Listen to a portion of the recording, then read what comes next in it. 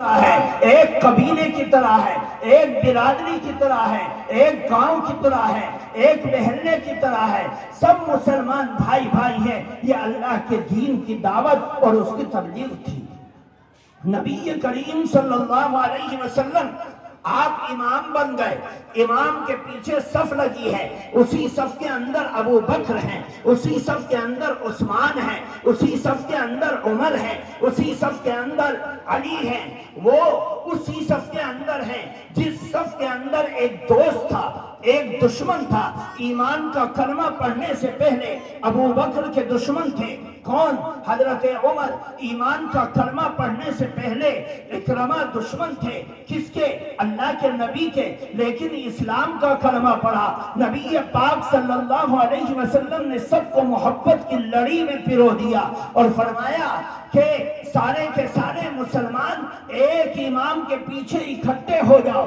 امام کالا ہو، گورا ہو، امیر ہو، غریب ہو، اپر کاسٹ ہو، لور کاسٹ ہو، کوئی بھی ہو، مشرق کا ہو، مغرب کا ہو، دنیا کے کسی بھی کونے کا ہو، یہ امام ہے۔ اس امام کے پیچھے امام کہے گا کہ اللہ اکبر، ساری کائنات کا ایک ایک مقتدی اس کے پیچھے اللہ اکبر کہہ کے ہاتھ باندھ لے گا، امام کی اتباع کرے گا۔ یہ نہیں دیکھے گا کہ امام کس نسل کا ہے، کس قوم کا ہے، کس برادری کا ہے، کس گاؤں کا ہے، یہ نہیں دیکھے گا، بلکہ ایک امام کے پیچھے نبی نے لا کر اکٹھا کر کے اس بات کا اعلان کیا کہ دیکھو اے ایمان والو، اپنے دلوں میں نفرت پیدا مت کرو، اپنے دلوں میں پیار رکھو، اپنے دلوں میں محبت رکھو، اپنے دلوں کے اندر اتحاد رکھو، سب بھائی بھائی بن کر رہو۔ یہ اتحاد و اتفاق کی مثال کائنات میں کسی مذہب نے نہیں دیا، صرف اسلام ایسا تھا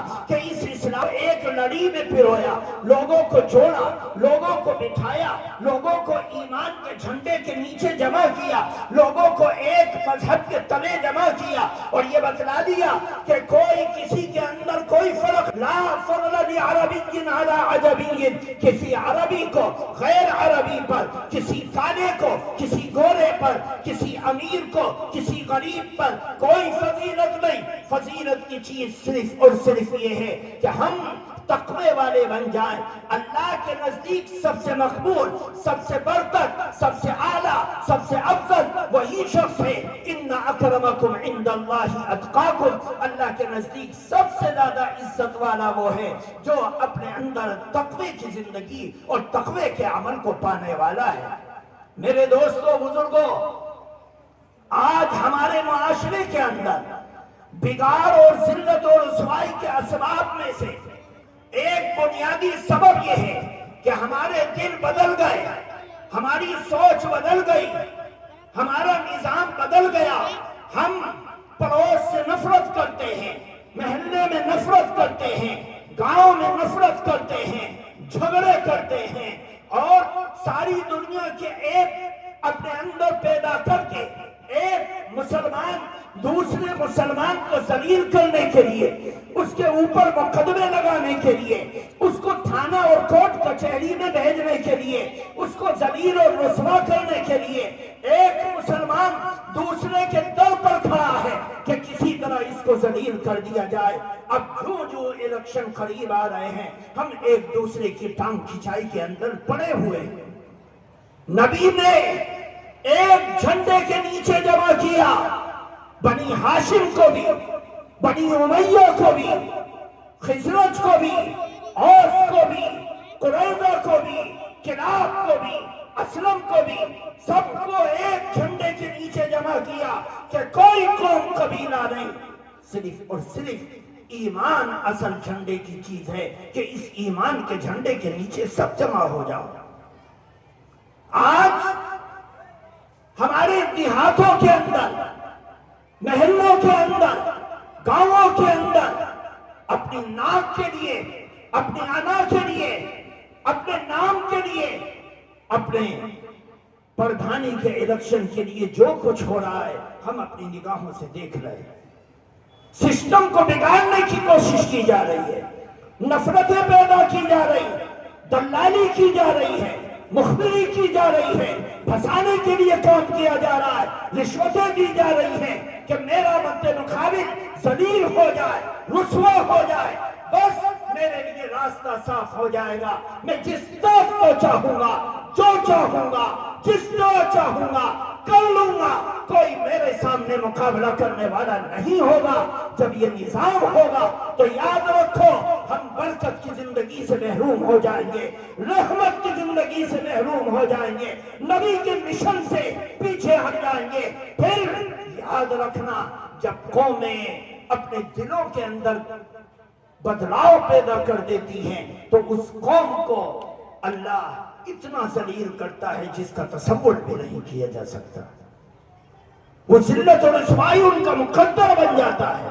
اللہ کے نبی نے شب قدر کے بارے میں فرمایا، اللہ کے قرآن میں پوری سورت اتری کہ شب قدر جو رمضان کے مہینے میں عام طور سے آتی ہے، اس شب قدر کے اندر یہ رحمتیں، یہ رحمتیں، یہ رحمتیں، یہ برکتیں، سلام ہی حتی مطلع الفجر، سلامتی رہتی ہے ہر ایمان والے پر جو اللہ کی اس بابرکت رات کو، عظمت والی رات کو، قدر کی رات کو اپنی زندگی میں عبادت سمجھ کر کرتا ہے۔ اللہ کے نبی کے پاس فرشتہ آیا اور اس نے آ کر بشارت سنائی کہ آپ کی امت کو پتہ نہیں ہے کہ شب قدر کب ہے، لیکن آج کی رات شب قدر ہے۔ اللہ کے نبی خوش ہو گئے اور خوشی کے عالم میں مسجد سے نکلے، اپنے حجرے سے نکلے، مسجد کے اندر آئے تو اللہ کے نبی کا چہرہ بدل گیا۔ آپ منبر پر چڑھ گئے اور چڑھ کر آپ نے لوگوں کو جمع کیا، اے بنو کنعان، اے بنو سلمہ، اے بنو امیہ، اے بنو ہاشم، آؤ قریب آ جاؤ۔ سب قریب آ گئے۔ اللہ کے نبی منبر پر تشریف فرما ہے، آپ کا چہرہ بدلا ہوا ہے۔ آپ نے فرمایا کہ اے لوگو، آج شب قدر تھی اور اللہ کا فرشتہ میرے پاس آیا کہ آپ اپنی امت کو شب قدر کی تعیین کو بتلا دیں کہ آج کی رات شب قدر ہے، جتنی عبادت کر سکتے ہو کرو۔ لیکن جب میں گھر سے باہر آیا میں نے دیکھا کہ دو مسلمان لڑ رہے تھے۔ فرشتہ آیا اور اس نے فوراً کہا کہ ان کی لڑائی کی وجہ سے شب قدر اللہ نے اٹھا لی۔ آج ضرورت ہے کہ مسلمان یہ کہتا ہے کہ رحمت مل جائے، برکت مل جائے، عافیت مل جائے، اللہ کی طرف سے نصرت کے دروازے کھل جائیں، لیکن یاد رکھو یہ نصرت کے دروازے بند ہو رہے ہماری آپس کی نااتفاقی کی وجہ سے، لڑائی کی وجہ سے۔ حضرت شیخ الہند مولانا محمود الحسن دیوبندی رحمت اللہ علیہ بڑے عالم ہیں اور دارالعلوم دیوبند کے مایہ ناز طالب علموں میں سے اور اساتذہ میں سے، ساری زندگی دارالعلوم میں رہے۔ آخر میں زندگی کے آپ کو انگریز نے گرفتار کر لیا، آپ کو برطانیہ کے قریب ایک جزیرے میں قید کر دیا گیا، آپ مقید ہو گئے اور 4 سال کے آس پاس اس جیل کے اندر رہے۔ جیل سے جب آزاد ہو کے بمبئی کے ساحل پر اترے تو آپ کے شاگردوں کا، محبت کرنے والوں کا، مریدین کا ایک لمبا ہجوم تھا۔ آپ آئے، مختلف جلسے ہوئے، لوگوں نے کہا آپ نے کیا تجربہ حاصل کیا؟ انہوں نے کہا کہ ہم 4 سال مالٹا کے جیل میں رہے، ہم نے اس جیل کے آنے کے بعد یہ تجربہ کیا کہ مسلمانوں کی ذلت و رسوائی کے 2 اسباب ہیں۔ ان اسباب میں سے ایک سبب ہماری آپس کی رنجش ہے، آپس کا جھگڑا ہے، آپس کا ایک دوسرے کو ذلیل کرنا ہے، آپس میں ایک دوسرے کو اتارنا چڑھانا ہے، آپس میں ایک دوسرے کو برباد کرنا ہے، جو آج ہم کر رہے ہیں۔ اور مسلمانوں کے اندر سب سے بڑی بیماری یہ ہے کہ مسلمان تھانوں کا دلال بن گیا ہے۔ آج صرف اس وجہ سے ذلت و رسوائی کے اسباب اچھے لوگوں کو بھی اور برے لوگوں کو بھی اٹھانے پڑتے ہیں، برے لوگوں کو بھی اٹھانے پڑتے ہیں۔ پورا محلہ ایمان والوں کا ہے، اور اس ایمان والوں کے محلے میں ایک گھر بھی ایسا نہیں جو دشمن نبی کا، لیکن اس محلے کی ایک بات، مسجدوں کا عمل، جماعتوں کا آنا، جماعتوں کا جانا، اگر کسی مسجد کے اندر جماعت آ کر ٹھہری، ابھی اس نے سامان بھی نہیں رکھا، اس کی مخبری کی اطلاع تھانے کے اندر پہنچ جاتی ہے اور پولیس کے 2 سپاہی آ کر دروازے پر کھڑے ہو جاتے ہیں۔ یہ تمہاری ذلت و رسوائی کے اسباب ہے۔ کس عزت کی بات کرتے ہو؟ کس خدا کی نصرت کی بات کرتے ہو؟ اپنے ذلیل ہونے کے لیے تمہارے بیچ میں درمیان میں ابو جہل سے زیادہ سیاہ عقیدہ رکھنے والے لوگ موجود ہیں، جو مسجد کو بھی نہیں چھوڑتے، امام کو بھی نہیں چھوڑتے، قرآن کو بھی نہیں چھوڑتے، مومن کو بھی نہیں چھوڑتے، دعوت و تبلیغ کو بھی نہیں چھوڑتے، تعلیم اور تذکیر کو بھی نہیں چھوڑتے، مدرسوں کی دیواروں کو بھی نہیں چھوڑتے۔ جب ایسی قوم عزت کے لیے بھیک مانگتی ہے، ہزاروں نوجوانوں کی زندگیوں کو پیش کرنا پڑتا ہے، جب جا کے عزت کی کوئی چنگاری نصیب ہوتی ہے۔ ہم کہاں پھر رہے ہیں؟ ہم کہاں جا رہے ہیں؟ ہم کون سی عزت کی بات کر رہے ہیں؟ یہ عزتیں ایسے نہیں ملتی۔ خدا کی قسم، ان عزتوں کو پانے کے لیے ابو بکر کو مار مار کر لہو لہان کر کے بے ہوش کر دیا تھا۔ ان عزتوں کو پانے میں حضرت عمر کو مار مار کر لہو لہان کر دیا، حضرت عثمان غنی کو چٹائی میں لپیٹ کر دھواں دیا گیا اور وہ تڑپتے تھے، حضرت علی کے مرتضی، حضرت بلال حبشی، حضرت نبی کریم صلی اللہ علیہ وسلم پر ایمان لانے والے جانتے ہیں کہ ان کو جو آج عزت اور مقام ملا ہے کس قربانی کا نتیجہ ہے۔